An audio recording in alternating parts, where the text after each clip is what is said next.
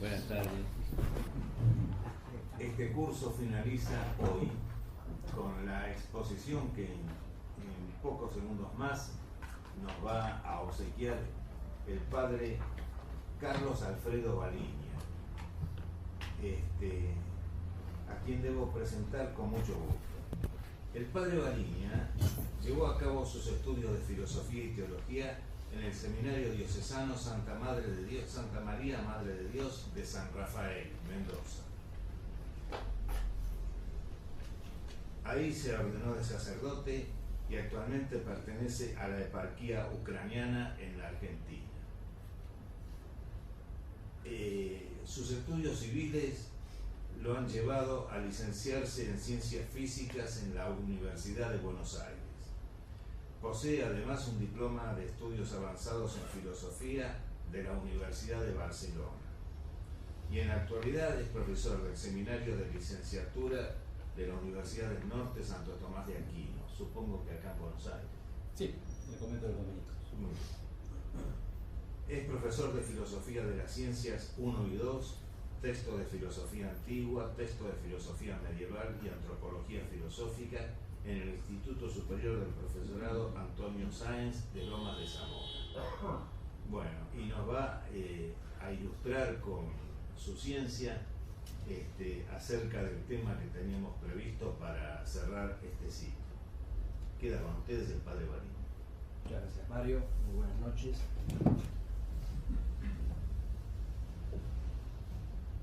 El ciclo sobre el mal ayer y hoy consistió en 4 exposiciones. Una primera a cargo del Dr. Sacchi sobre la existencia y naturaleza del mal según la teología católica y la metafísica, o sea, una exposición de corte metafísico-teológico. Luego el padre José Ignacio Ferro-Terren, también amigo mío, disertó acerca de la permisión divina del mal. Posteriormente el doctor Palacios Hardy sobre manifestaciones descollantes del mal en la hora actual. Y a mí me toca una concreción particular, que es el tema del mal y su relación con los vicios y pecados en la vida y en el obrar de las criaturas. Antes que nada voy a aclarar el abordaje que voy a hacer. El abordaje va a ser clásico. Voy a seguir a Santo Tomás de Aquino, literalmente. Vamos a hacer un recorrido por la temática del mal y el pecado en la Suma Teológica de Santo Tomás de Aquino. Ustedes saben que la Suma Teológica tiene una estructura, no es un centón de artículos y cuestiones arrojados al azar, tiene una estructura muy clara.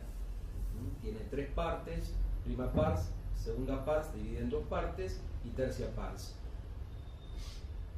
Y hay una arquitectura de la Suma Teológica. Y San Tomás de Aquino va progresivamente presentando los temas, de acuerdo con un orden que en general se ha comparado con la idea de exitus y reditus. Dios, su naturaleza, uno y trino, la creación de las criaturas espirituales, ángeles y hombres, salida de la criatura, de la creación con respecto a Dios, y luego vuelta a Dios de la criatura racional, ángeles y hombres, y especialmente el hombre, por mediación de Jesucristo, nuestro Redentor. Ese es el esquema general de la Suma Teológica. Y Santo Tomás de Aquino va como abordando en forma concéntrica los temas y fijándolos y precisándolos. Vamos a seguir entonces ese orden de Santo Tomás con respecto al tema del pecado. El primer abordaje es en la cuestión 48, en la primera parte, la primera pars, que Santo Tomás habla de la diversificación de las cosas en especial. Una pregunta, ¿cuánto tiempo es más o menos? 45 minutos, una hora. Más o menos. Está bien, para ubicarlo. En esa cuestión 48, Santo Tomás de Aquino se pregunta sobre el tema del mal. Como seguramente Mario ha explicado, se pregunta si es alguna naturaleza, si se encuentra en las cosas. Y en esa cuestión 48, el artículo 5 nos interesa porque Santo Tomás habla de la división del mal en pena y culpa. Mal de pena y mal de culpa. Santo Tomás de Aquino dice que el mal puede encontrarse de tres maneras. Una en la naturaleza, que se conoce el mal de naturaleza, y otra, una forma de mal particular, que es en las criaturas racionales, en las criaturas libres, ángeles y hombres. En las criaturas libres hay una doble posibilidad, que es el mal de culpa y el mal de pena. ¿Qué es este mal de pena y este mal de culpa?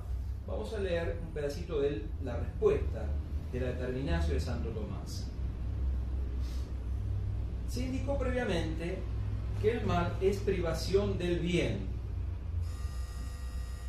y principalmente el bien consiste como tal en la perfección y en el acto. El acto, por otra parte, es doble: acto primero y acto segundo. El acto primero es la forma y la integridad del ser, el acto segundo es la operación.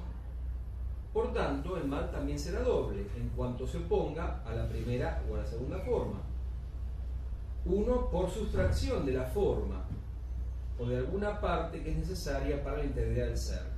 Por ejemplo, la ceguera es un mal, carecer de algún miembro también lo es. Y dos, por la sustracción de la debida operación, o porque no se da en absoluto o porque no se conserva en el debido modo y orden. Entonces, de modo especial, el mal, en cuanto a sustracción de la debida operación en las cosas provistas de voluntad, tiene razón de castigo, de culpa, pues se imputa a uno como culpa el que falla el actuar, pues en la acción el dominio lo ejerce la voluntad. Así pues, todo mal en las cosas provistas de voluntad es pena o culpa. Culpa si es voluntaria, pena si es involuntaria y recibida. Culpa actuada, pena padecida. Se pregunta luego dónde hay más razón de mal, si en la culpa o en la pena. Obviamente la mayor razón de mal está en la culpa, o sea, en el mal obrado por la criatura espiritual voluntariamente, más que obviamente que en el mal que recibe.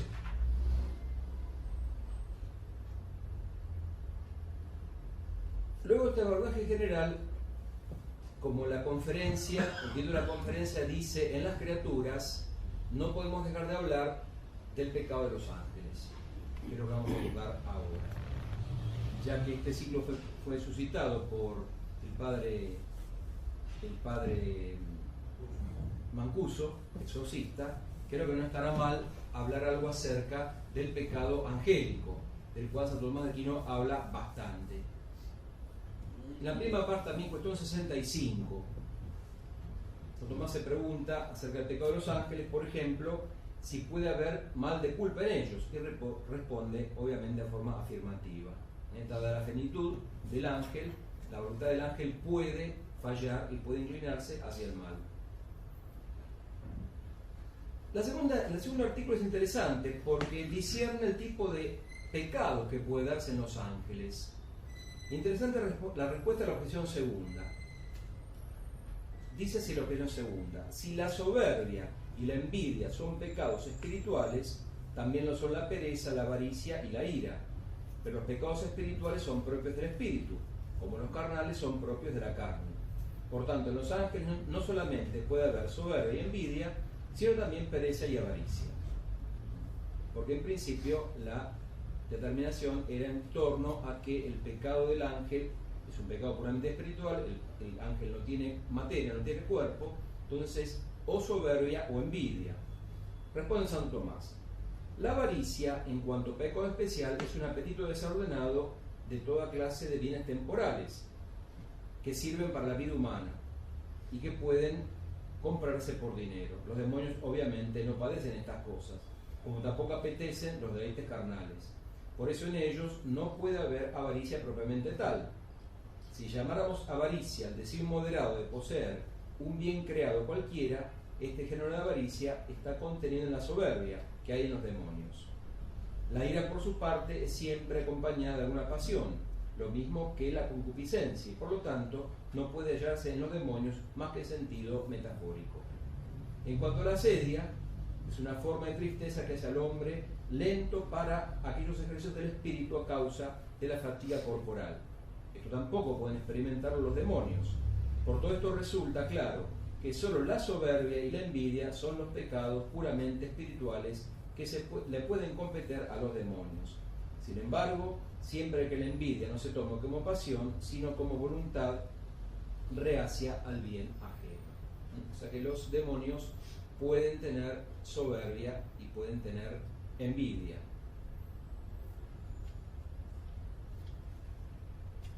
El artículo 3 se pregunta: ¿qué es aquello que el ángel apeteció, razón por la cual pecó? La respuesta es muy interesante. Sin duda, el ángel pecó apeteciendo ser como Dios. Básicamente en eso consistió el pecado del ángel.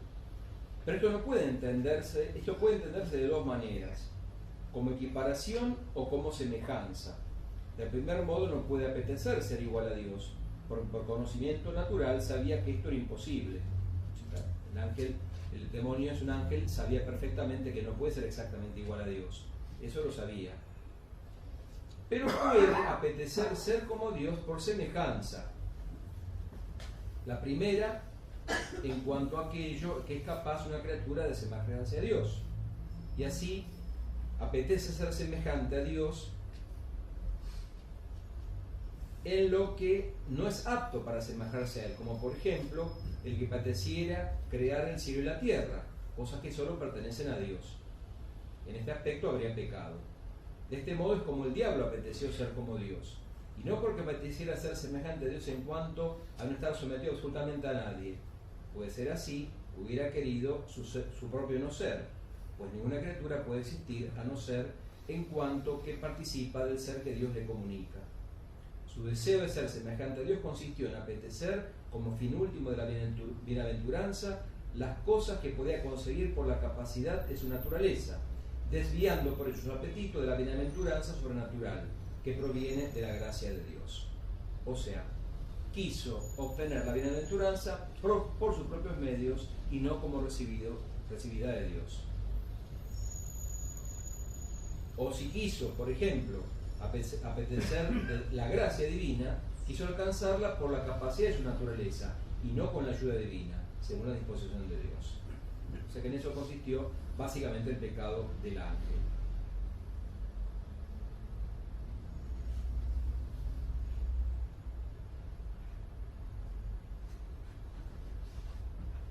Entonces se pregunta luego si los ángeles fueron creados malos. Obviamente la respuesta es negativa. Todos los ángeles fueron creados buenos, incluso los demonios. Hubo una conversión de la voluntad del demonio hacia el mal, que fue la que originó su caída. Santo Tomás habla de un instante. Es un instante posterior al momento en que fue creado, en el cual se produjo lo que llama Santo Tomás la conversión. O sea, la conversión hay que entender en el sentido más profundo de metanoia, la conversión del ángel hacia su propia excelencia, su propio ser, su propio bien y no el bien divino. Pero fue creado inicialmente bueno, obviamente. El artículo 7 es interesante porque se pregunta si el superior entre los que cayeron fue o no absolutamente el primero entre todos los ángeles. Una cuestión sobre la cual obviamente no hay certeza ni dogma que se le parezca. El ángel superior que cayó y por así decir arrastró a los demás consigo, ¿fue un ángel supremo o fue un ángel intermedio? ¿Qué es lo que supone este? Como ustedes sabrán, hay una jerarquía angélica.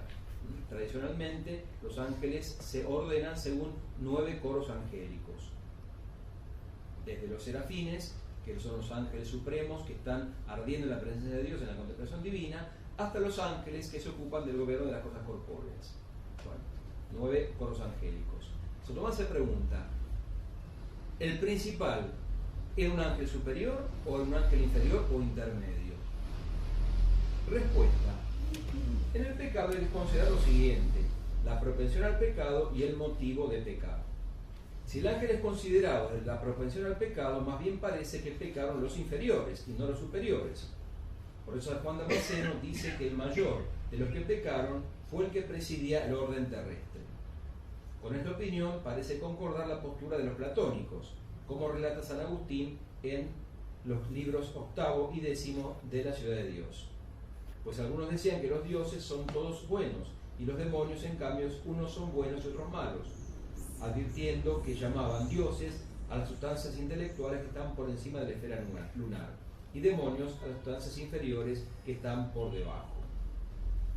No hay motivo para rechazar esta opinión como contraria a la fe, ya que Dios administra las criaturas corporales por medio de ángeles, como dice Agustín en el 3º del De Trinitate. Por tanto, nada impide decir que los ángeles inferiores están destinados por disposición divina a administrar las cosas superiores, y los supremos están destinados a asistir delante de Dios. Por eso el Damasceno dice que los que pecaron fueron los inferiores, aunque en aquel orden inferior algunos ángeles buenos se mantuvieron fieles. Esto con respecto a la propensión al pecado. Pero si se considera el motivo de pecar, encontramos que es mayor en los superiores que en los inferiores. Hemos visto ya que el pecado de los demonios fue la soberbia, cuyo motivo es la grandeza, y que poseyeron en mayor grado los superiores que los inferiores. Por eso San Gregorio dice, el que pecó fue supremo entre todos.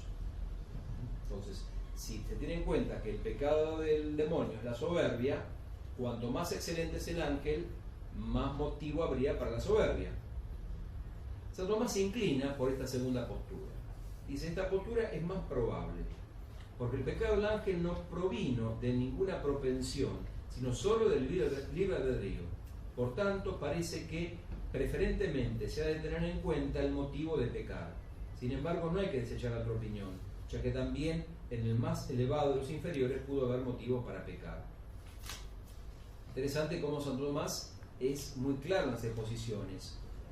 Esta cuestión no la zanja definitivamente, opino, pienso, me parece, no es algo que esté claramente definido en el puesto de la revelación. Por tanto, la opinión que da es como probable, simplemente. Él es siempre muy cuidadoso en aclarar el grado de certeza que tiene lo que está afirmando.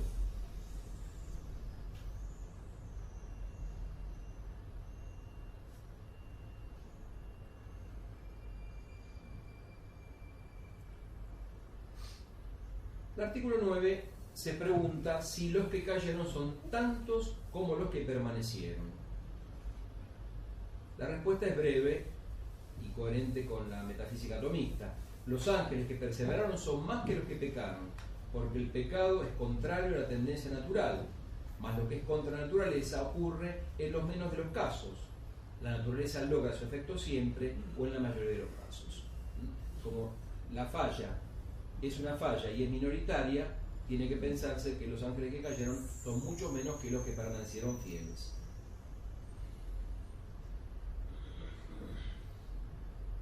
Luego, simplemente voy a mencionar, si en la cuestión 63 habló de la culpa, ahora habla de la pena de los demonios. Entonces va enumerando las posibilidades. Interesante, el artículo 2 es el entenebrecimiento del entendimiento, obtenebratio. La primera consecuencia que hubo sobre el ángel por su pecado fue el entenebrecimiento de su entendimiento, de su intelecto. No en forma absoluta, conservaron el entendimiento propio de su naturaleza, pero este quedó dañado y por supuesto perdieron totalmente el conocimiento que se les podía dar por la gracia.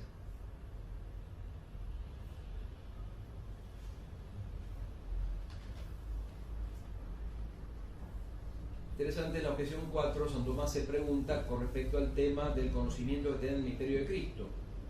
Los ángeles recibieron un conocimiento acerca del misterio de la encarnación. Incluso, San Tomás no habla de eso, pero padres de la Iglesia dicen que el pecado angélico consistió en rechazar la encarnación del Verbo.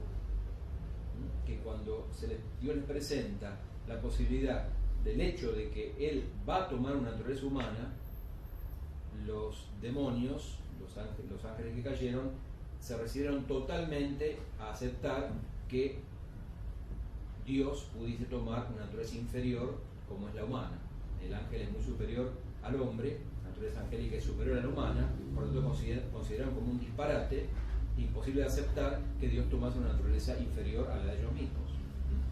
Algunos padres consideran que esa fue la prueba que motivó la aversión del demonio con respecto a Dios. y hubo daño en la inteligencia y en la voluntad. La voluntad angélica, demoníaca, quedó obstinada hacia el mal.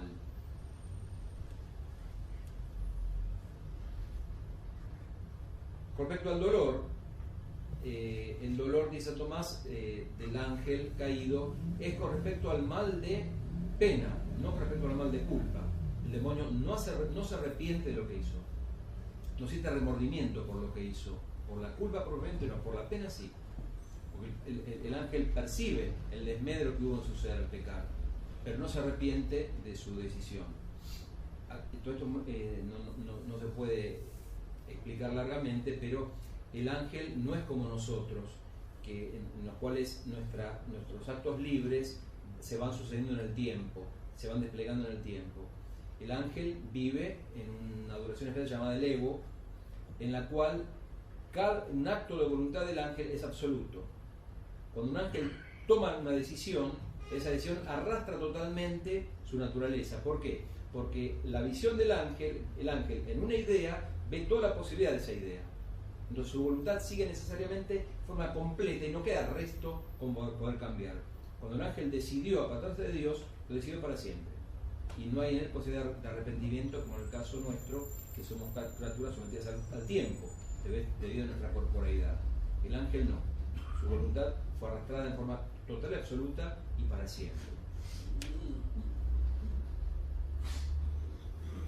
Dejamos acá el tema angélico y luego San Tomás va a empezar a referirse al hombre.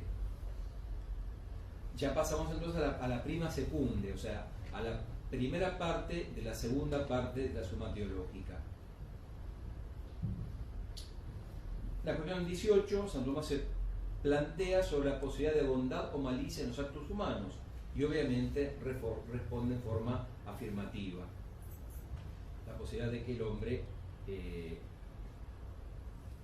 refalle en su accionar libre.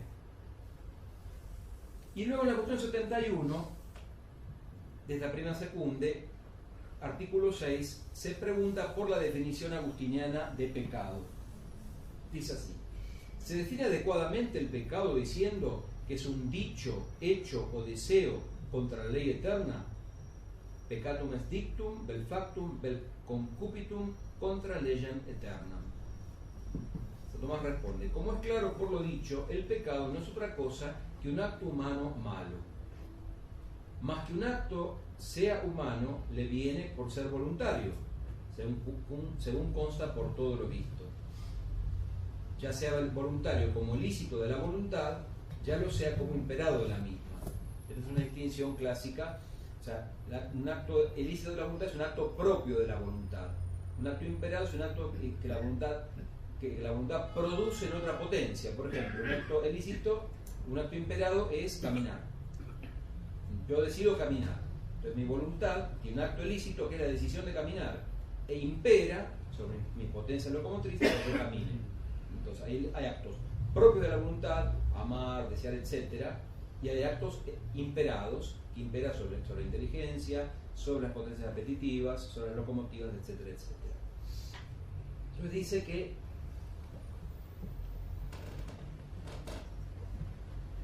un acto humano es voluntario, ya sea como ilícito de la voluntad, o sea, propio de la voluntad, ya sea como imperado por la misma, como los actos exteriores, como hablar, u obrar, o cosas por el estilo. Al acto humano le viene el ser malo por carecer de la debida medida. Ahora bien, toda medida de cualquier cosa se toma por referencia a una regla, de la cual, si se separa, se dice desarreglado. Mas la regla de la voluntad humana es doble, una próxima y homogénea, que es la misma razón humana. La regla próxima del obrar humano, la misma razón. Y otra regla primera, más remota, que es la ley eterna, o sea, la razón divina. Y por eso San Agustín, en la definición de pecado, puso dos cosas. Una que pertenece a la sustancia del acto humano, lo cual es como material en el pecado, cuando dice hecho o dicho. Y otra que pertenece a la razón de mal, la cual es como formal en el pecado, cuando dice contra la ley divina. Entonces lo material sería la acción inconductual, lo formal es el alejamiento de la recta regla sea la próxima, que es la razón humana, sea la lejana o remota, que es la ley eterna.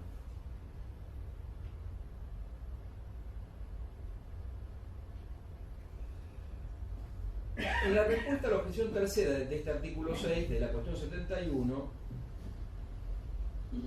San Tomás toca un tema que me va a dar pie para lo que viene ahora, que es muy importante con respecto a la determinación del pecado. Dice San Tomás: la ley eterna primero y principalmente ordena el fin, mas consiguientemente hace que éste se haya bien respecto a los medios, y por eso al decir contra la ley eterna toca la aversión del fin y todos los otros desórdenes. Acá aparece una palabra clave que es la palabra aversión. Sé que el padre Ferrotren habló del pecado con esa definición clásica también, que es, digamos, paralela a San Agustín, que es aversio a Dios, conversión a criaturas. Aversión de Dios, conversión a las criaturas. La frase más completa que está tomada de San Agustín es la siguiente. Dice San Tomás: en el pecado se presentan dos aspectos: conversión a un bien perecedero, que es su aspecto material, y aversión a un bien infinito, que es su aspecto formal y completivo. En latín, conversio ad bonum commutabile, o sea, al bien mutable, o sea, al bien creado, y aversio a bono incomutabili, o sea, aversión con respecto al bien inconmutable, al bien eterno, o sea, a Dios. Estas palabras, aversio y conversio, hay que entenderlas fuertemente, incluso en el mismo sentido que tenía en el caso del ángel. Es dirección total del alma hacia o contra.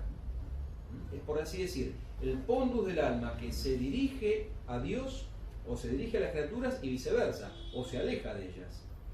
Implica, no es si uno dice aversión, es una palabra que en castellano tiene un sentido muy débil. Aquí estamos hablando directamente de la orientación total del alma, de aversión a Dios.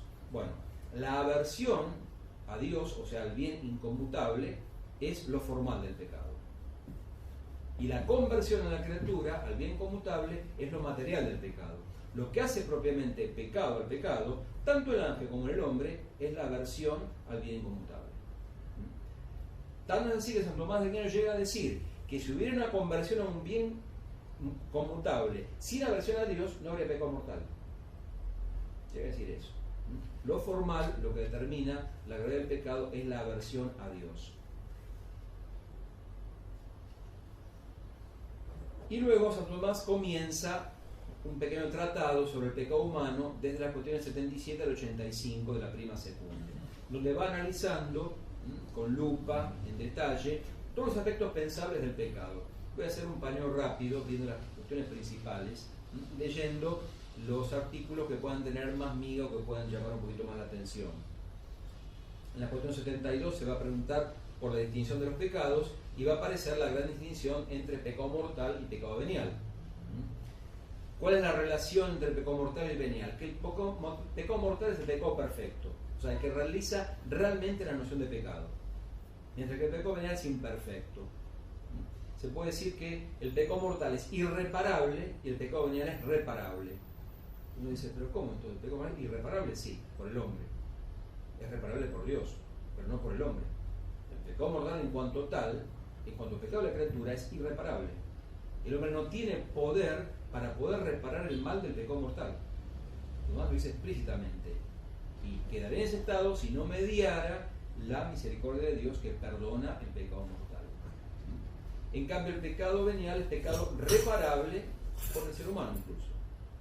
No implica un daño tan grande en la naturaleza humana como el pecado mortal. Y ahora vamos a ver justamente los daños que produce el pecado en el hombre.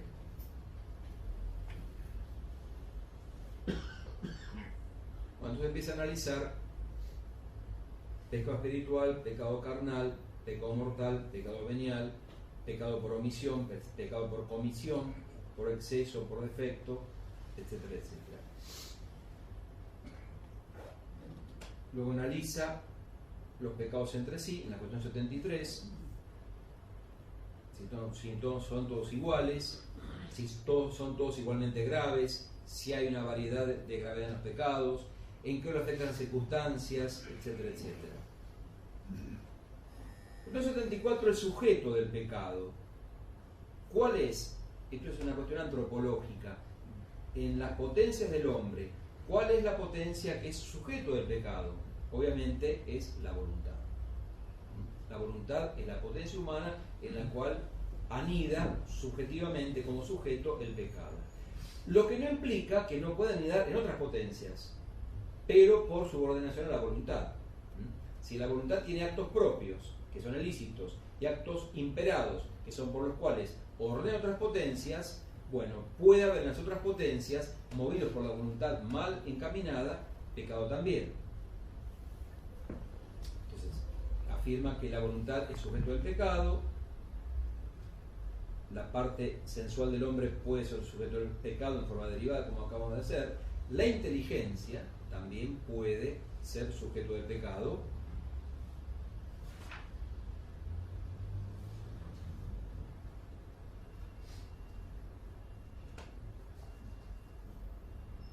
Y pasamos a la cuestión 75, que es la causa del pecado.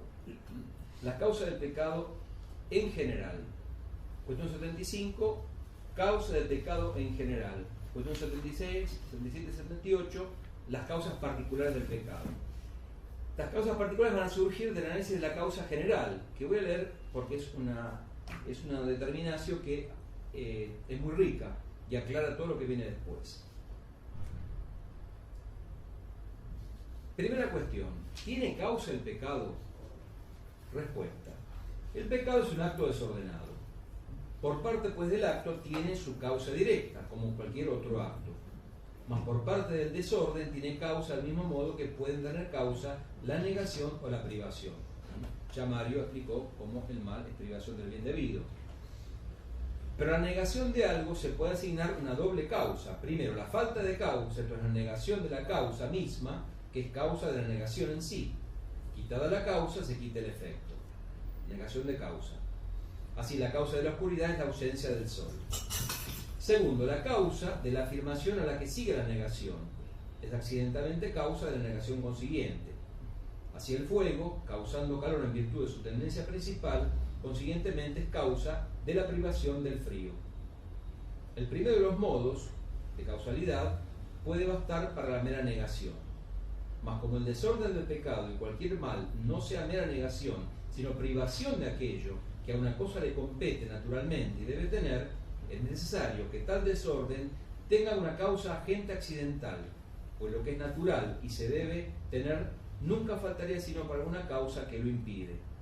Y según esto hay costumbre de decir que el mal, que consiste en cierta privación, tiene una causa deficiente, o sea, causa eficiente accidental. Mas toda causa accidental se reduce a otra causa esencial o directa. Como pues el pecado por parte del desorden tenga una causa eficiente accidental o deficiente, como lo queramos llamar, mas por parte del acto tiene una causa eficiente esencial, síguese que el desorden del pecado resulta de la causa misma del acto.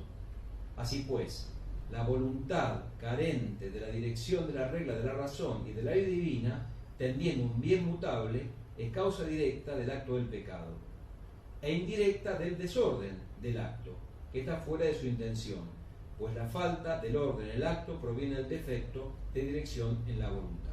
O sea que evidentemente es en la voluntad donde está propiamente la causa del pecado, y en la deficiencia, en la falla de la voluntad humana o incluso angélica, ¿no? Y se pregunta si la causa es interior. Primero, si tiene causa, sí. ¿Tiene causa interior? La causa directa del pecado debe considerarse por parte del acto mismo, mas puede indicarse una causa interior y mediata del acto humano y otra inmediata. La causa inmediata del acto humano es la razón y la voluntad, según la cual el hombre es libre en su albedrío.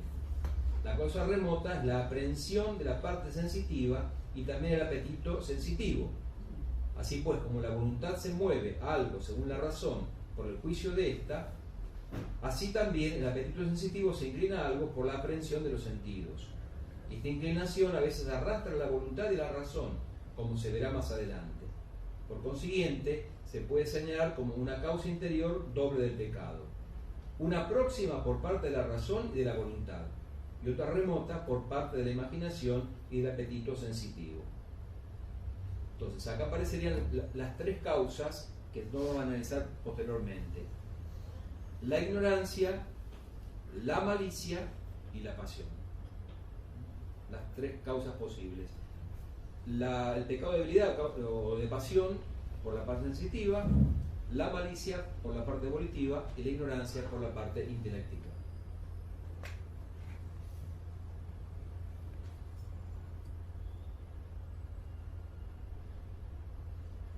Luego se pregunta si tiene alguna causa exterior, y la respuesta viene por el lado de Dios o del demonio.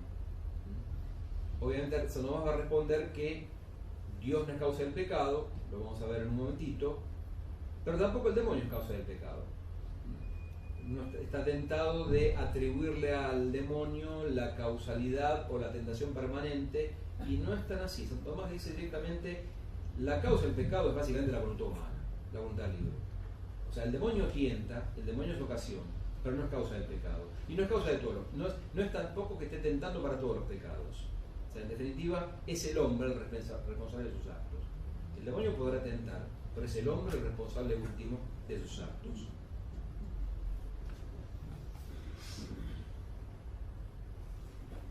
Luego, cuestión 76, 77 y 78, va a ocuparse de las causas particulares que surgieron en todo este análisis. Primero, la ignorancia. Si la ignorancia es causa del pecado. Entonces va a hacer esa división clásica entre ignorancia invencible e ignorancia vencible. Si la ignorancia es invencible, excusa de pecado. Si la persona realmente no sabe que está pecando, obviamente eso es excusa de pecado. Pero otra cosa es la ignorancia culpable, cuando la persona no posee un conocimiento que debería poseer y no quiere conocer ese conocimiento que le haría ver que lo que está haciendo está mal. Entonces, esa ignorancia no es excusable, es más, es pecaminosa en cuanto a ignorancia.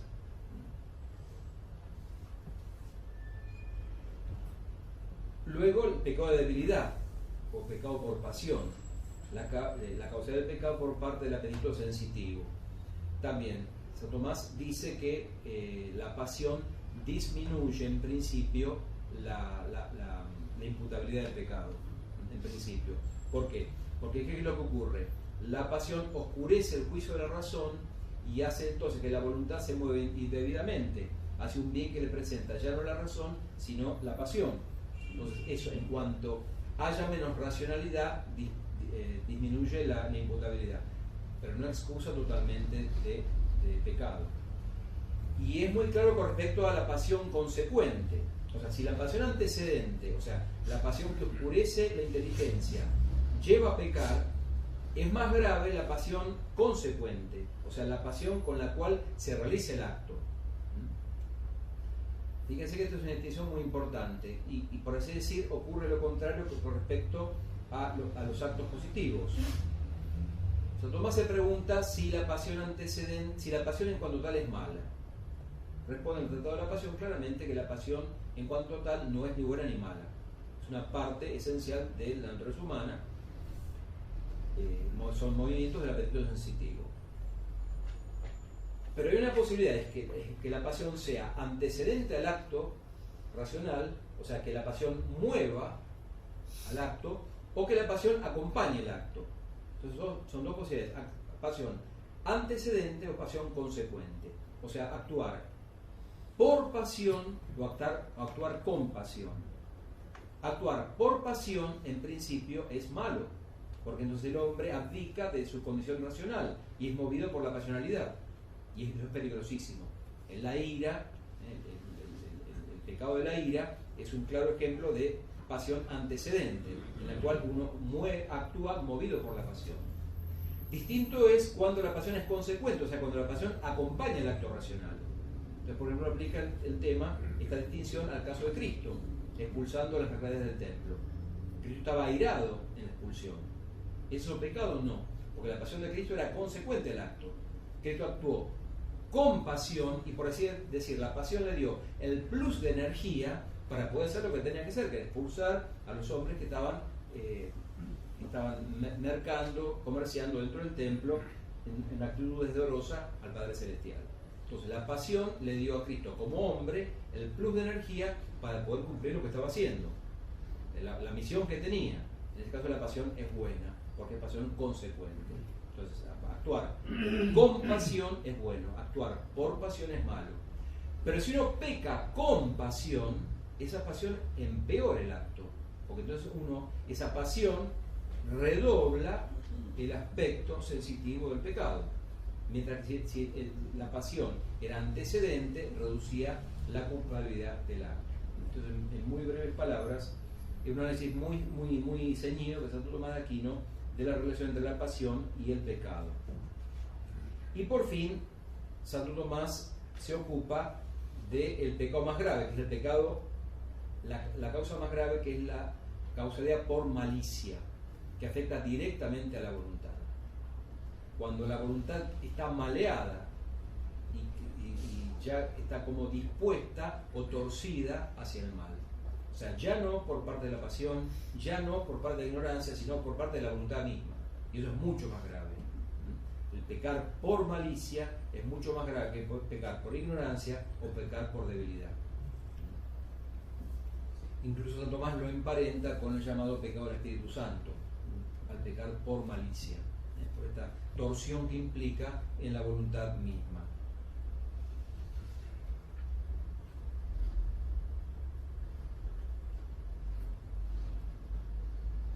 Eso con respecto a la causalidad interna del pecado: ignorancia, pasión y malicia. Pero está la causalidad externa posible del pecado. Santo Tomás hace una pregunta muy importante cuando 79 en el primer artículo. ¿Es Dios causa del pecado? Respuesta, la voy a leer porque es de suma importancia. El hombre es causa de su pecado y del ajeno de dos maneras. Primero, directamente, a saber, inclinando su voluntad o la de otro a pecar. Segundo, indirectamente, esto es, en cuanto no retrae algunos del pecado, por donde en Ezequiel 3:18 al centenario se le dice: si no dijeres al impío morirá ciertamente, te pediré cuenta de su sangre. Pero Dios no puede ser directamente causa del pecado propio de otro, porque todo pecado lo es por apartarse del orden, que tiende a Dios como a su fin. Y Dios todo lo inclina y lleva hacia sí mismo, como el último fin, según dice Dionisio en el capítulo 1 del Divinis Nominimus. Por tanto, es imposible que sea para sí o para otros causa de apartarse del orden que lleva a él mismo. De aquí que directamente no puede ser causa de pecado. Esto es obvio.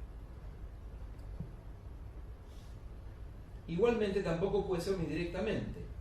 Ocurre ciertamente que Dios no da a algunos la ayuda para evitar el pecado, que evitarían si se la diera, mas todo esto lo hace según el orden de su sabiduría y de su justicia, ya que Él es la sabiduría y la justicia, por donde no se le imputa como a causa del pecado el que otro peque, así como no se dice que el piloto sea causa del hundimiento de la nave, a no ser cuando, pudiendo y debiendo dirigirla, la retira su dirección.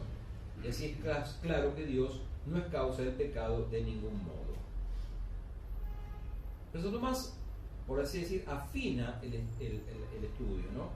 Y el artículo segundo se pregunta: ¿proviene de Dios el acto del pecado en cuanto tal?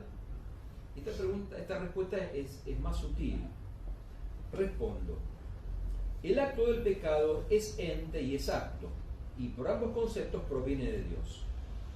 Pues todo ser, de cualquier modo que sea, debe proceder del primer ser, como es evidente por el capítulo 3 del Divinos Mínimos de Dionisio. Mas toda acción es producida por un ser que existe en acto, porque nada obra sino en cuanto está en acto. Y todo ser en acto se reduce al primer acto, esto es a Dios como a su causa, el cual es acto por esencia. De donde se sigue que Dios es la causa de toda acción en cuanto acción. Pero el pecado significa ser y acción con cierto defecto, mas ese defecto proviene de una causa creada, esto es, del libre albedrío, en cuanto se aparta del orden del primer agente, esto es, de Dios. Consiguientemente, este defecto no se reduce a Dios como a su causa, sino al libre albedrío. Como el defecto de la cojera se reduce a la pierna torcida como su causa, mas no a la fuerza motriz, que sin embargo es causa de cuanto hay de movimiento en la cojera. En este sentido, Dios es causa del acto del pecado, pero no del pecado, porque no es causa de que el acto tenga un defecto. O sea que Dios causa la acción del pecado en cuanto tal, pero no causa el defecto de la acción, que es propio del libre albedrío humano. O sea, Dios como motor primero mueve todas las cosas. Bueno, mueve también la acción humana en cuanto en la acción del pecado, pero no en cuanto la acción es deficiente. Y por el ejemplo de la cojera, que una persona coge no es responsable de la potencia locomotriz, sino el defecto de la pierna. O sea, la potencia locomotriz que mueve la pierna no es culpable de que coge, si lo es el defecto de la pierna. Entonces, la acción pecaminosa en cuanto a acción es producida por Dios, pero lo pecaminoso en cuanto tal es producido por el hombre, que es la causa deficiente del acto pecaminoso.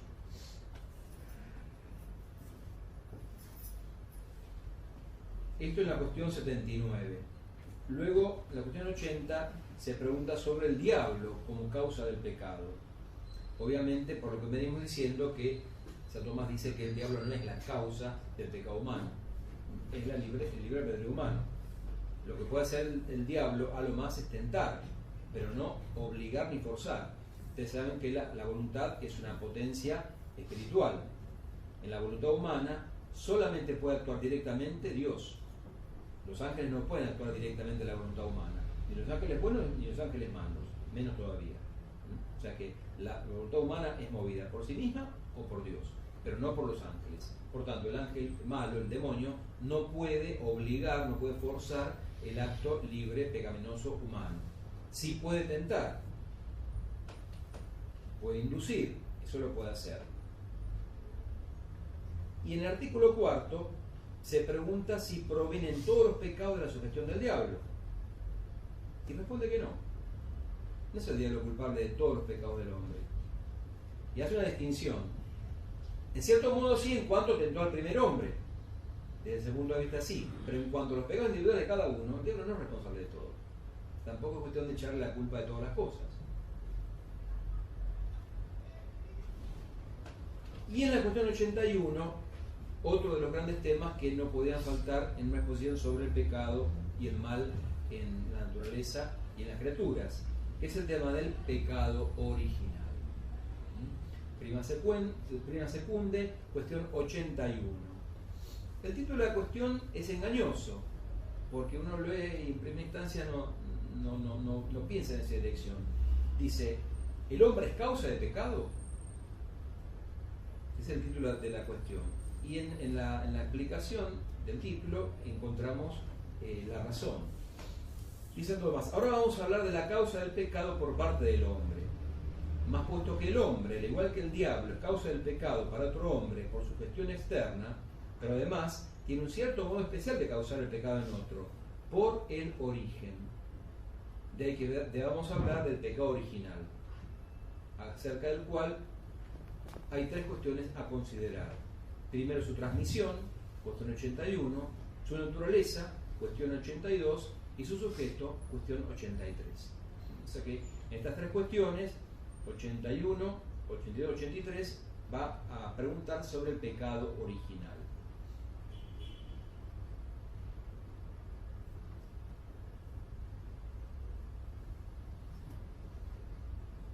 Con respecto al origen, a la transmisión, no voy a leer, voy a comentar más o menos lo que dice San Tomás de Aquino. Se opone San Tomás a un error que apareció en varios pensadores antiguos, sectores eclesiásticos, que es el traducianismo. O sea, la opinión que decía que el pecado original se transmite por el semen del padre a los hijos, que se transmite de forma puramente material. Que el alma se transmite de padres a hijos en forma material, corpórea. San Tomás de Aquino afirma lo que ha sido la tradición de la Iglesia, que es que el alma humana es creada especialmente por Dios en cada ser humano en particular y que no es transmitida de los padres a los hijos, cómo se transmite el cuerpo. Esa opinión errónea, traducianismo, es lo que principalmente San Tomás va a combatir en la cuestión 81.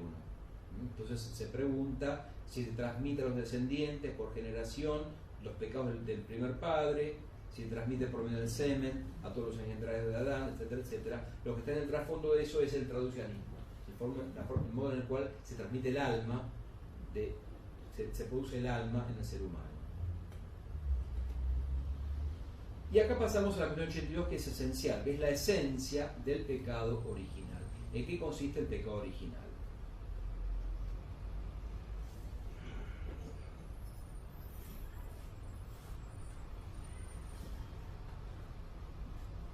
Pero no se puede entender bien esto si no se tiene en cuenta una cuestión previa, que es el estado de justicia original del hombre.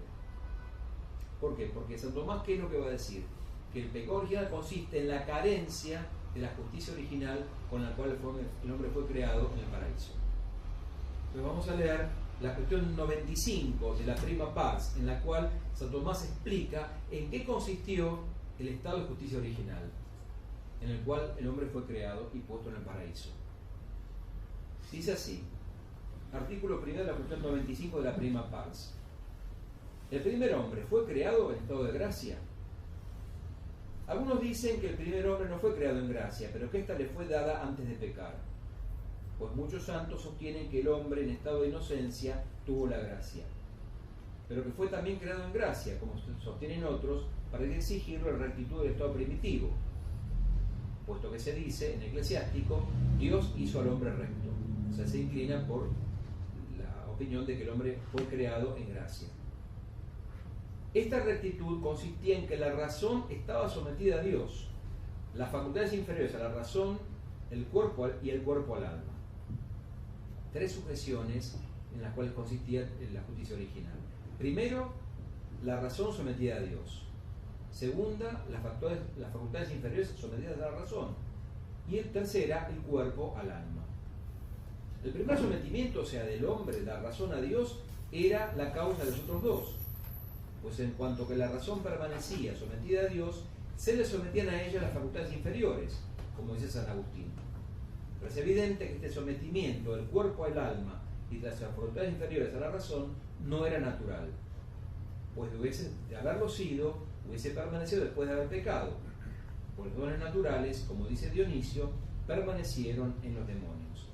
Por eso es evidente que el primer sometimiento por el que la razón se subordinaba a Dios no era solo natural, sino un don sobrenatural de la gracia, pues el efecto no puede ser superior a la causa.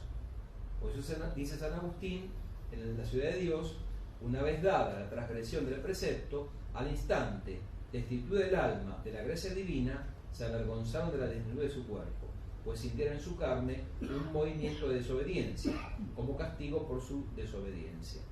Con lo cual se da a entender que si al abandonar la gracia el alma desapareció la obediencia de la carne al alma, por la gracia que estaba en el alma se le sometían las facultades inferiores.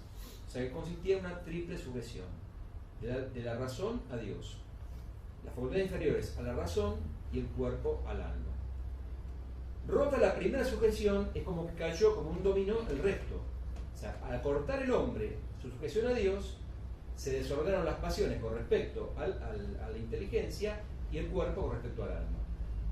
Se cortó eso y se cortó esto. Es como que si a una marioneta le cortamos los hilos. Se desordena todo.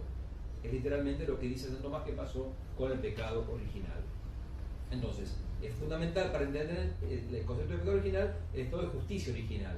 O sea, ¿qué es lo que se perdió? ¿Qué desmedro hubo en la naturaleza humana?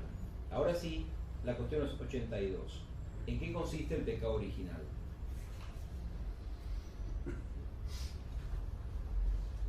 Se pregunta en el primer artículo, ¿es un hábito el pecado original? Según expusimos anteriormente, el hábito es doble, puede ser doble. Uno que inclina a la potencia a obrar, y así se llaman hábitos la ciencia y las virtudes. Es el concepto estricto de hábito. De este modo no es hábito el pecado original, es como la ciencia, la sabiduría, la fortaleza, las virtudes. De un segundo modo se llama hábito la disposición de una naturaleza compuesta de muchos elementos, por lo cual, sea un bien o mal, se haya inclinada bien o mal para algo, y principalmente cuando tal disposición se ha convertido en una segunda naturaleza, como es claro en la enfermedad y en la salud. Y en este sentido es hábito el pecado original, pues es cierta disposición desordenada proveniente de la ruptura de aquella armonía constitutiva de la justicia original. Cierta disposición desordenada proveniente de la ruptura de aquella armonía constitutiva de la justicia original. Al modo como la enfermedad corporal es cierta disposición desordenada del cuerpo, por la que se destruye el equilibrio constitutivo de la salud. De ahí que se llame al pecado original debilidad o postración de la naturaleza. Entonces, en eso consiste el pecado original propiamente, en la pérdida de la justicia original, un desmedro, un debilitamiento de la naturaleza humana. Entonces, ¿cómo se transmite? Y Adán nos transmite su naturaleza, la naturaleza enferma. Es como que una persona enferma transmite su enfermedad o su debilidad a su descendencia.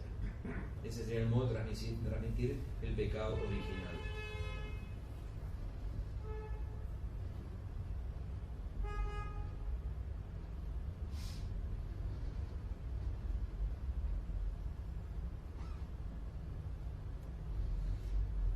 Luego se pregunta si el pecado original consiste básicamente en la concupiscencia, en el desorden de la concupiscencia.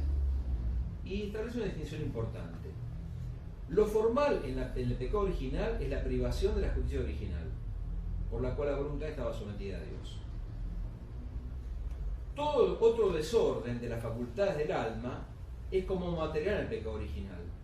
Evidentemente, lo formal es la ruptura de la sujeción a Dios. El desorden posterior que se produce en el alma, el desbarajuste que se produce en el hombre, es material en el pecado original, no es lo formal.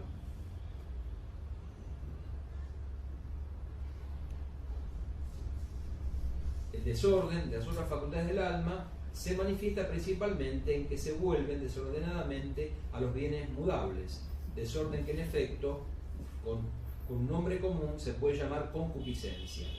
Y así el pecado original materialmente es la concupiscencia, pero formalmente es la privación de la justicia original.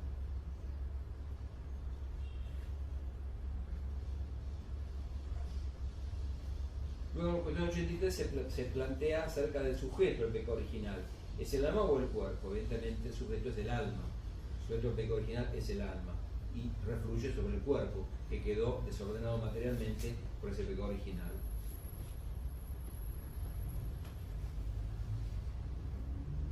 Ya vamos terminando, cuestión 84 de la prima secunde, de cómo un pecado puede ser causa de otros pecados.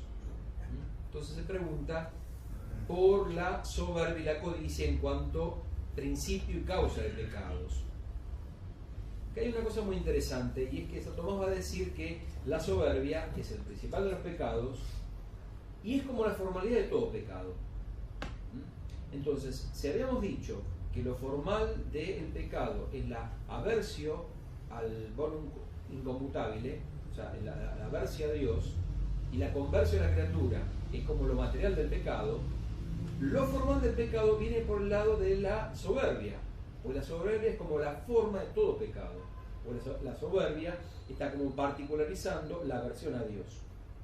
Entonces dice de ese modo que, visto de este modo, la soberbia es principio de todo pecado. O sea que la soberbia sería más que un pecado, sería como la formalidad de todo pecado posible. Pero además se pregunta sobre los vicios capitales.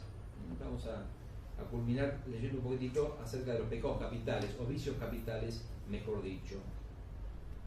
Capital de Santo Tomás, en el artículo 3 de la cuestión 84, viene de caput, cabeza.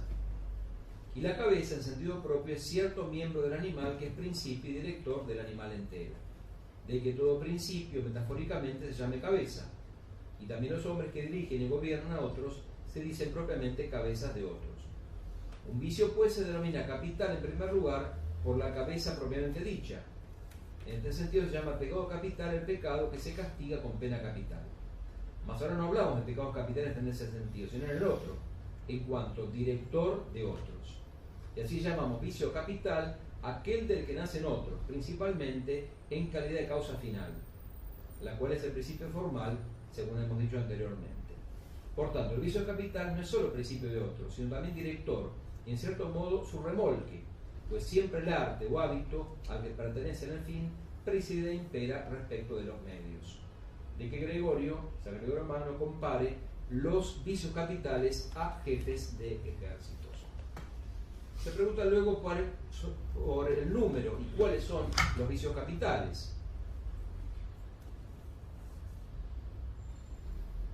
Hemos dicho que se llaman vicios capitales aquellos de los cuales nacen otros, especialmente en razón de causa final. Mas este origen puede considerarse de dos modos. Primero, según la condición del que peca, dispuesto que de tal manera que se siente atraído por un fin, por el cual generalmente pasa a otros pecados. Pero este modo de originarse no puede caer bajo reglas, puesto que las disposiciones particulares de los hombres son infinitas. El otro modo, según la relación a los mismos fines. Y en este sentido, generalmente, un vicio nace de otro, por donde este modo de originarse puede ser objeto de otros. Puede ser objeto de reglas. Según esto, pues, se llaman capitales aquellos vicios cuyos fines poseen algunas razones primarias para mover el apetito. Y de este modo se distinguen los vicios capitales. Ahora bien, una cosa mueve el apetito de dos modos. Primero, directamente y por sí mismo. De este modo mueve el bien al apetito a buscarlo y el mal por la misma razón a rehuirlo. En segundo lugar, indirectamente o como por otra causa. Si uno, por ejemplo, busca un mal por razón del bien adjunto o rehuye un bien por el mal adjunto. Mas el bien del hombre es triple. En primer lugar, un bien del alma, que ya por su sola aprehensión es apetecible, a saber, la excelencia de la alabanza y del honor. Y también lo busca desordenadamente la vanagloria. Acá aparece el primero. Otro bien es el del cuerpo, y este pertenece a la conservación del individuo, como la comida y la bebida, y este bien lo busca desordenadamente la gula. O la conservación de la especie, según el coito, y esto se ordena la lujuria. El tercer bien es más exterior, a saber, las riquezas, y esto se ordena la avaricia. Y estos cuatro vicios mismos rehuyen desordenadamente las cosas contrarias. O de otro modo, el bien mueve especialmente el apetito porque participa algo de la propiedad de la felicidad, la cual todos naturalmente apetecen. Mas de la razón de ser de esta es en primer lugar cierta perfección, pues la felicidad implica el bien perfecto, a que pertenece la excelencia o la fama, que apetece la soberbia o vanagloria. En segundo lugar, a su razón de la felicidad, pertenece suficiencia, que apetece la avaricia en las riquezas que le prometen. En tercer lugar, en su condición es el placer, sin el cual no puede darse la felicidad, según se dice en el libro primero de la Ética, y esto lo apetece en la gula y la lujuria.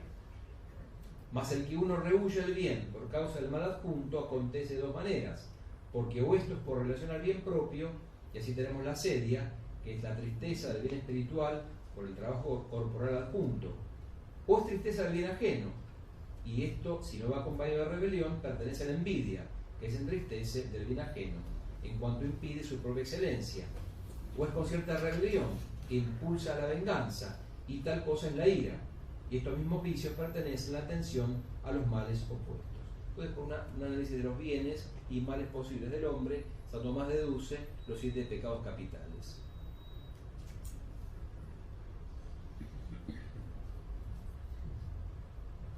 Bueno, brevemente, para terminar, los efectos del pecado. Hemos visto causas del pecado, hemos visto la gravedad de los pecados. Bueno, ¿qué produce el pecado en el hombre? Cuestión 85. Efectos del pecado. Corrupción de los bienes de la naturaleza. ¿El pecado arruinó la naturaleza completamente? No. Esa es la postura luterana, que sostiene que la naturaleza humana fue arruinada irreversiblemente por el pecado original. No, no fue arruinada irremisiblemente, pero quedó vulnerada, o sea, herida, dañada la naturaleza humana.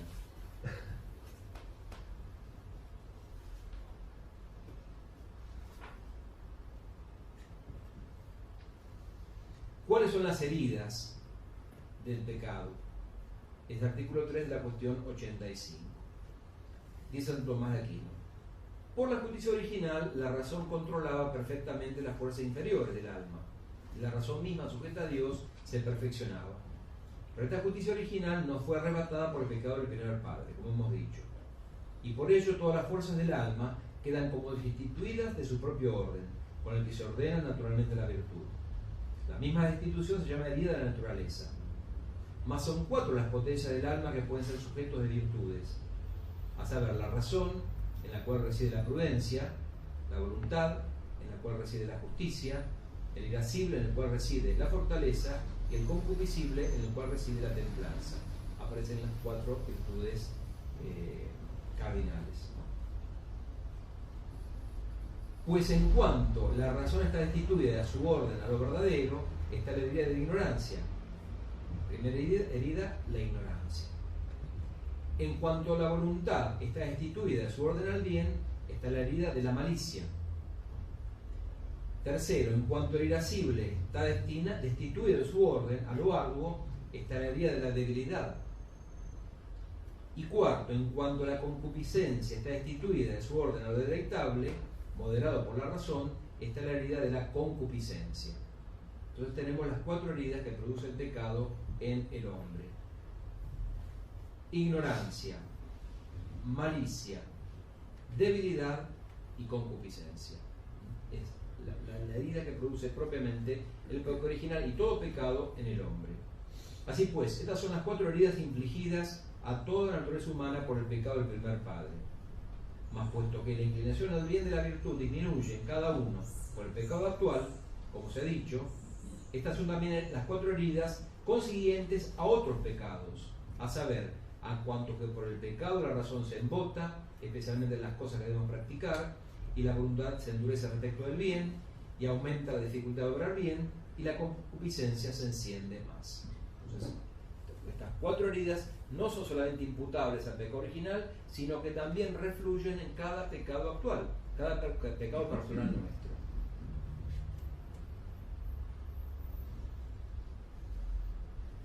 Por último, artículo 5, ¿son efecto del pecado la muerte y los otros males? Pues algo sabemos por la fe, San Pablo dice claramente, por el pecado entró la muerte en el mundo. Respuesta: una cosa es causa de otra de 2 modos, directa e indirectamente. Y causa directa de otra aquello que por virtud de su naturaleza o forma produce el efecto, por donde se sigue que el efecto es directamente intentado por la causa. Por consiguiente, dado que la muerte y estos males acaecen al margen de la intención del que peca, es evidente que el pecado no es causa directa de estos males. Mas una cosa también es causa indirecta de otra, si es causa que remueve obstáculos. Así se dice en el 8º libro de la física que quien retira una columna indirectamente remueve la piedra superpuesta a la misma. De este modo, el pecado del primer padre es causa de la muerte y de todos los males de la naturaleza humana, en cuanto que por el pecado del primer padre nos fue arrebatada la justicia original, por la que se mantenía bajo el control de la razón, sin desorden alguno, no solo las facultades inferiores del alma, sino también el cuerpo entero se mantenía bajo el control del alma sin ningún fallo, como hemos expuesto. Por esto, sustraída esta justicia original por el pecado del primer padre, así fue como, vulnerada la naturaleza humana, en cuanto el alma, por el desorden de sus potencias, también se hizo corruptible por el desorden al cuerpo mismo. Mas la sustracción de la justicia original tiene razón de castigo, como también la sustracción de la gracia.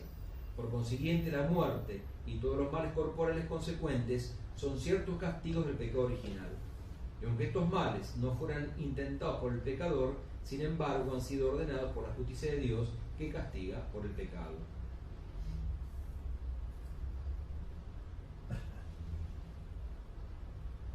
Se pregunta por fin si estos males, especialmente la muerte, son naturales al hombre de algún modo. También depende cómo se mire, si se mire en cuanto a la forma o en cuanto a la materia. ¿Es la muerte natural al hombre?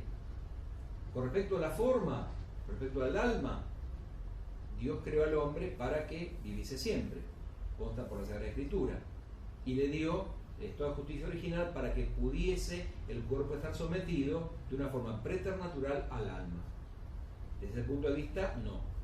Pero el punto de vista de que el ser humano está compuesto de un cuerpo material con elementos distintos que, por así decir, chocan entre sí y que está sujeto a la corrupción, el alma desde ese punto de vista, la muerte desde ese punto de vista podría pensarse que es natural al hombre, en cuanto es algo que implica algo superior a las condiciones naturales del ser humano.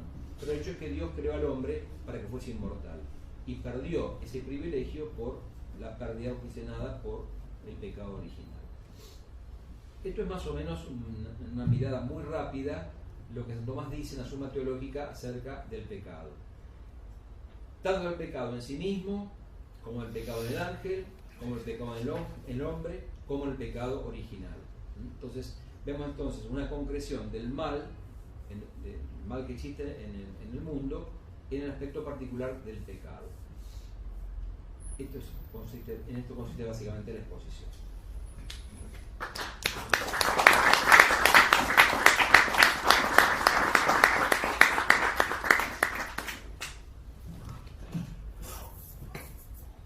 Bueno, el padre Baliña está dispuesto a responder cualquier pregunta que ustedes tengan deseo de formularle con motivo de esta exposición.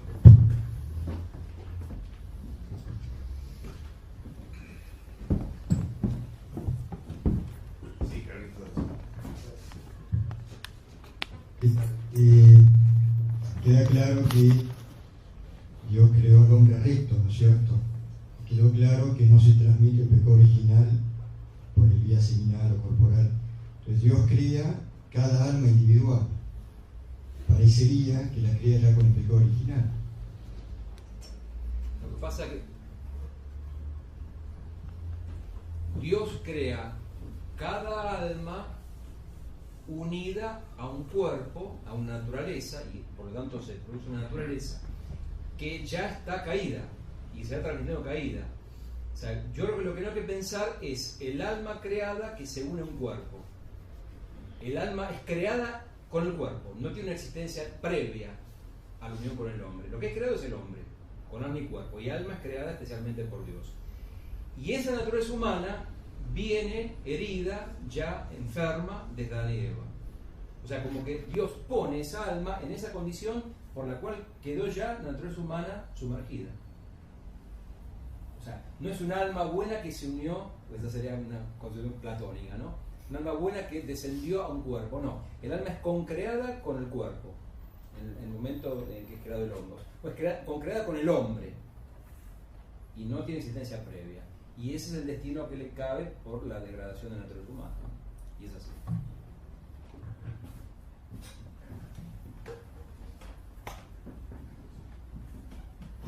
Una pregunta. Sí, padre. Dado la ignorancia religiosa que campea por todos lados, especie de niños, guías, fieles que acuden a las iglesias, diríamos, hay como un suelo para reconocer una formalidad tanto en el pecado mortal como en el acto meritorio. Uno da la impresión que muchísima gente nada en un agua de que ni de una malicia consciente, porque faltan datos de la fe, ni bueno, tampoco campea o hace actos meritorios porque no son conscientes de ello. Que en el fondo, digamos, pocas veces uno percibe en el confesionario, sobre todo, bueno, pecados mortales formales o actos meritorios formales. Pregunta. Sí, se desprende totalmente de todo lo que hemos visto, ¿no? O sea, yo no me acuerdo quién fue que dijo, yo lo leí hace muchos años, que la ignorancia era el octavo sacramento. No me acuerdo dónde lo leí. Es una buena frase. Yo creo que, Biblia no. no era la Biblia, pero un escritor religioso. No me acuerdo quién fue que lo dijo. el octavo sacramento. Y sí, muy posiblemente la enorme ignorancia que hay de tantísimas cosas reduzca, confine, vuelva puramente materiales una cantidad de cosas que en sí serían pecados mortales. El tema que su pregunta es... No, por eso iba a decir, lo que pasa es que la contracara, porque tampoco hay mucho mérito. Pues es todo el tema de la posibilidad de la condenación del hombre, ¿no? Todo el tema del debate del infierno, del cual era otro tema del cual salía colateralmente de esto, pero no quise tocar. Pero salieron las preguntas. El escándalo del infierno, ¿no? Que uno realmente le choca el hecho de que una criatura puede perderse eternamente, pueda verse destituida eternamente de la bienaventuranza. Bueno, lo que pasa es que si quitamos eso, también quitamos la santidad y también quitamos el mérito del hombre para acercarse a Dios. Entonces, si quitamos la posibilidad del infierno, el hombre es como un animalito, o el ángel también, seríamos todos como animalitos que no podemos realizar actos que pasen, que digamos que nos ennoblezcan o engrandezcan. Porque por así decir, Dios al crear al hombre y al ángel asumió un riesgo, el riesgo de que meritoriamente pueda ponerse por encima de su naturaleza o pecando se ponga por abajo. Si eliminamos la posibilidad de pecar, también eliminamos la posibilidad de crecer. Entonces no estamos frente a la grandeza que tiene una criatura espiritual que puede, por así decir, autoperfeccionarse. Es la idea muy tomista de la libertad como capacidad de autoperfeccionamiento del hombre. El hombre puede, con su libertad, ayudada por la gracia, autoperfeccionarse. Por así decir, el hombre no es como un animal que ya está completo por creación. El hombre se completa a sí mismo con su libertad. La libertad como capacidad para el bien, para autoperfeccionarse. Lo que pasa es que entonces, si quitamos eso, el hombre es como un animal. Eso es cierto, es un riesgo. Está el riesgo de la condenación y está el riesgo bueno, digamos, de que el hombre se autoperfeccione. Pero sí, son las dos caras de la misma moneda, ¿no? Pero sí, yo creo que actualmente la ignorancia es tan grande que, bueno, en última instancia es una cuestión de Dios, que se conoce las conciencias y conoce los corazones. Ahí está el peligro de que uno se exceda en esto al pretender juzgar cosas que no puede conocer. Las motivaciones últimas de los hombres no las conocemos. Dios es el que va a juzgar, que va a ver cómo son las cosas. Lo que me parece que es difícil, y creo que Piper se ocupa de esa objeción, si se la puede llamar así, en una obrita que tiene, que creo que se llama El concepto de pecado, es... Yo no veo nada, pero sí, creo que es muy difícil pensar que la criatura racional, el hombre, pueda cometer un acto con aversión a Dios, con odio a Dios, que verdaderamente, es decir, se entiende mejor la conversión a las criaturas, pero que al mismo tiempo alguien pueda llegar a ese grado de malicia, ¿no? Como negar a Dios, deliberadamente querer molestar a Dios, si se puede decir. Esto es lo que es difícil de entender. ¿Alguien puede pecar de esa manera siendo hombre? Sí, yo creo que sí. El que habló sobre esto en una muy linda encíclica fue el Papa Benedicto. En Spe Salvi, es una encíclica muy recomendable, muy recomendable. El Papa Benedicto se plantea esto justamente. Entonces dice, bueno, está la posibilidad de santidad. Y está la posibilidad de oscurecer el alma, dañarle por el pecado. Y está la posibilidad de arruinar completamente el alma. Y Papa Benedicto dice que eso es lo que tiene como castigo el infierno. Y que no es para los más. El que el hombre libremente puede realmente arruinar completamente su alma por una aversión completa a Dios. O sea, yo creo que eso es posible. Yo creo que evidentemente no es utim pluribus, ¿no? En la mayor parte de los casos no es así. Eso decía el padre Castellani. El santo y el perverso son muy pocos. En la medianía ancha, la ancha medianía, no somos capaces en realidad ni de la santidad plena ni de la perversión plena, pero existe en el santo y existe el perverso, y está en la posibilidad, en la libertad humana, de realizar una versión completa y arruinar, con palabras del Papa Benedicto, arruinar realmente la naturaleza humana y arruinar el destino final, ¿no? Está la ¿Debo entender que solo el perverso se condena entonces? Lo que pasa, fíjense, perversión, aversión, es ese dar completamente la perversión en ese sentido, no en el perverso psicológico, perversión en el sentido de aversión a Dios, de dar realmente la espalda a Dios, de realmente no tener en cuenta a Dios en los hechos, en lo concreto, en la vida. Por ejemplo, uno no tiene que pensar tampoco en pecados demoníacos o en profanaciones terribles. Yo creo, por ejemplo, que una vida basada puramente en lo material, una vida basada en la solicitud terrena plena, es causa de condenación, por ejemplo, como aparece en el Evangelio. Si Cristo de algo advierte en el Evangelio es de la solicitud terrena. Hay muchos casos, o sea, ¿por qué se condena el rico en la parábola del rico y de Lázaro? Por la solicitud terrena. O el otro que había tenido unas cosechas grandiosas y hace demoler los graneros para construir otros más grandes. Ahora descansa, alma mía, date gustos, y esa misma noche, necio, esta misma noche te pediré tu alma. O sea, si la conversión a los bienes es tan grande que directamente se oscurece el panorama de Dios, es una aversión, ¿no? No es necesario que sea realmente un demoníaco, un personaje tenebroso o diabólico para condenarse, ¿no? Yo creo que una conversión a los bienes muy fuerte. Sí. Raúl. Aclarar la cosa. Vino esta pregunta. Es decir, en la naturaleza humana, la unión, según la perspectiva de Santo Tomás, la unión y a su vez la distinción entre espíritu y alma en la naturaleza humana. Esa es la pregunta. Sí. No, Santo Tomás habla de eso.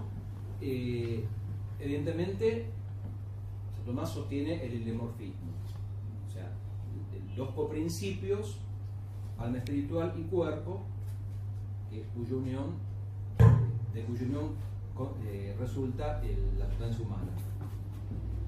Pero Santo Tomás mira al alma espiritual en dos fases posibles.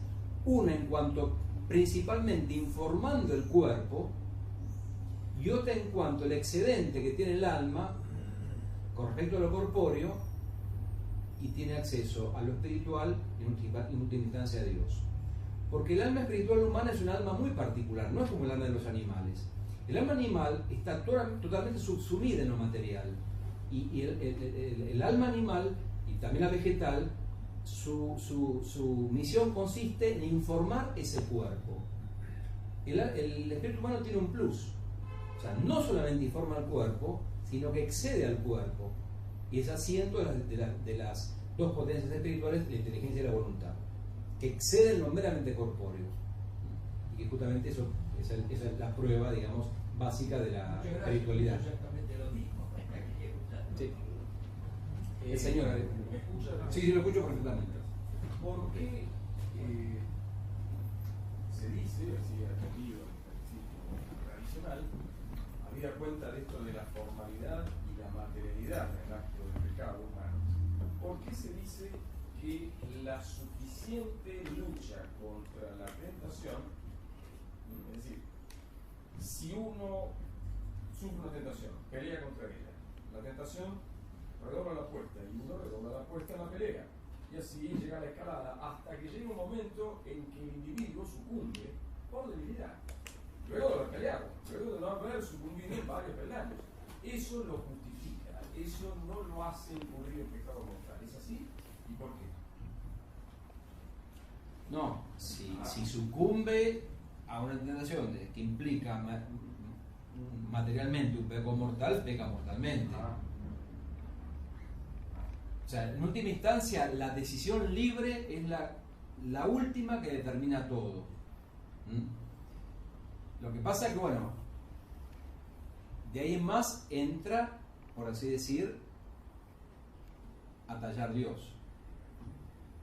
En el sentido de que es una cosa que yo leía al pasar.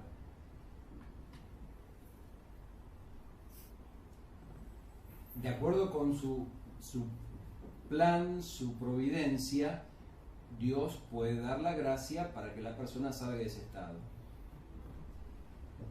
Pero hay que tener cuidado con lo siguiente: Dios podría no dar la gracia. Gratis. Gratis. Exacto. O sea, no es de vida. Uno nunca sabe si peca mortalmente, si va a recibir la gracia de arrepentimiento verdaderamente. Es un desastre. Eso nadie lo tiene garantizado. Exacto. Y ahí entramos bueno, en todo el tema de gracia eficaz, la gracia suficiente. Bueno, son temas que no plantea Santo Tomás de Aquino. Santo Tomás de Aquino se para un pasito antes, ¿no?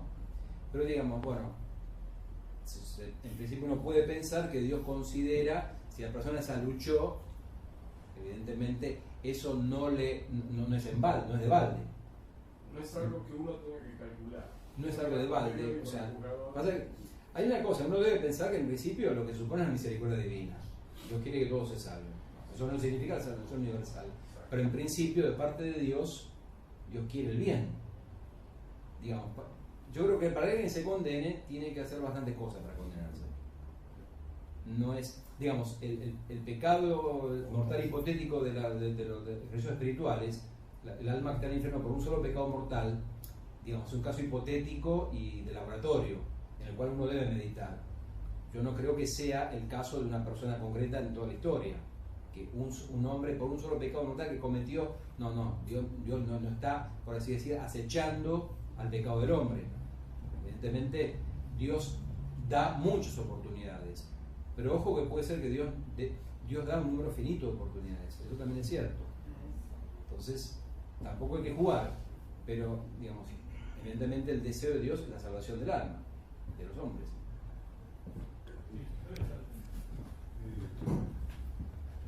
Perdón. Sí. Por ahí, partiendo del tema un poco moral, de teología moral del pecado, es como retroceder a algo más, por ahí metafísico. La naturaleza humana pura nunca existió, existencialmente está creada en gracia. Por lo que usted dijo respecto al pensamiento de Santo Tomás, como que la justicia original era el subsidio o la ayuda en virtud de la cual el cuerpo estaba sometido al alma. Podría esperarse la consecuencia de que si no existiera esa justicia original, es decir, vamos a suponer un estado de naturaleza pura, podría no darse esa subordinación del cuerpo al alma. O sea, como que hubiera una especie de discordancia entre espíritu y cuerpo, entre espíritu y materia. Es buena la pregunta. Santo Tomás dice que hace falta un plus. Lo dice tanto en la Suma como en el de Malo. Hace falta un plus. A ver, esto...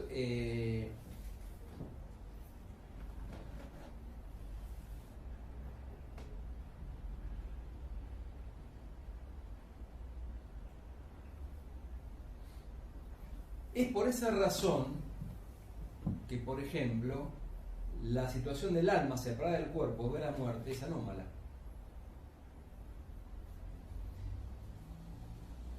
Porque, digamos, comparando los órdenes del ser, ¿no? Ontológicamente, la materia y el espíritu, naturalmente el alma no puede dominar perfectamente al cuerpo sin un subsidio especial. Esto es opinión de Santo Tomás de Aquino. Dada la disparidad y dada la tendencia de disgregación propia de la materia. O sea, hace falta un plus. Y digamos, para Santo Tomás la prueba es que, privados ese plus, nosotros morimos. O sea, es como que nuestra alma no tiene la energía necesaria para mantener la posición del cuerpo. Y yo pienso lo mismo. Pero tenemos la protección. ¿Cómo? Tenemos la protección de Dios. No, por supuesto, pero morimos. De hecho es que ese subsidio fue quitado y por eso es que morimos. Por eso es que morimos. Y por eso es que el estado de resurrección final está en un estado que supera la naturaleza. Una transformación completa, en la cual ya directamente el alma, por la visión directa de Dios, recibe toda la energía necesaria para poder mantener la cohesión del cuerpo. También es un estado sobrenatural. Es más, de la visión beatífica, más que preternatural, es sobrenatural. Porque Adán no tenía la visión directa facial de Dios. Santo Tomás habla de eso. Tenía un conocimiento de Dios muy superior al nuestro, pero no la visión cara a cara, ni mucho menos. Volviendo un poquito al tema del pecado y las tentaciones, yo había entendido en este momento que, por lo que pude deducir de Roger Marín, que la gracia es directamente proporcional al nivel de tentación. Es decir, si esto no fuera así, podríamos considerar que eso es injusto porque permite una tentación que nos excede nuestra fuerza. Ahora, usted hablaba del tema de la gracia especial que Dios da en ciertas circunstancias de tentación. Y eso sería un plus por encima de esta gracia normal que Dios nos da, digamos, de acuerdo al grado de tentación. Sí. Eso recibió en una teología posterior el nombre de gracia suficiente y gracia eficaz. La suficiente, esto no es de Santo Tomás de Aquino, aclaro bien. La idea sí, digamos, las palabras gracia suficiente y gracia eficaz no están en Santo Tomás de Aquino, no aparecen nunca. La idea sí, y la idea es la siguiente, la idea es la predestinación. O sea, Dios da a todos los seres humanos las gracias necesarias para salvarse, pero conduce infaliblemente a quienes se van a salvar infaliblemente.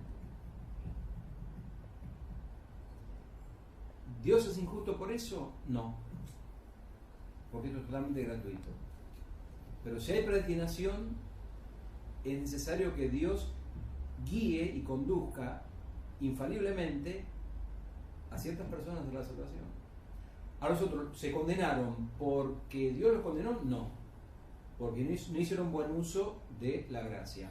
Ahora, puede ser que Dios dé algo más. Esto es pura doctrina de Santo Tomás de Aquino,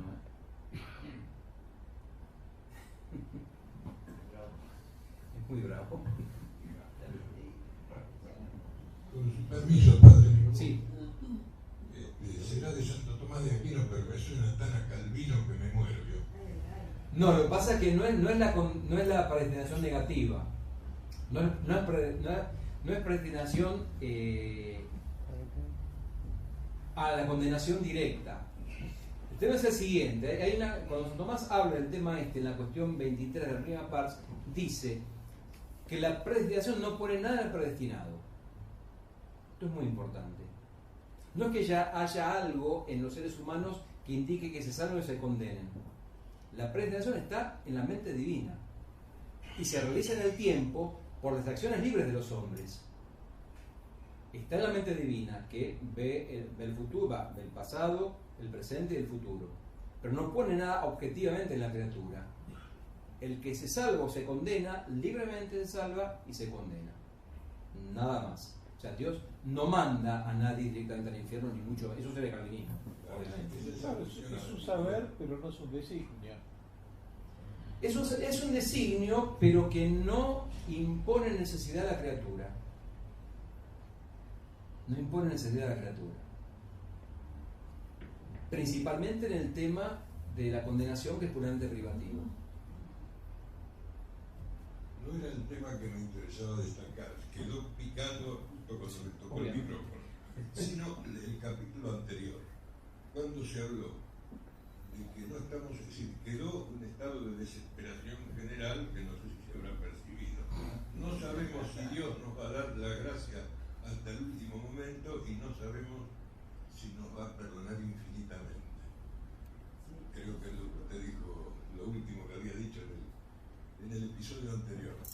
Yo creo en ambas cosas. Yo creo en la gracia permanentemente dada por Dios a quien se la pide y en el infinito perdón también.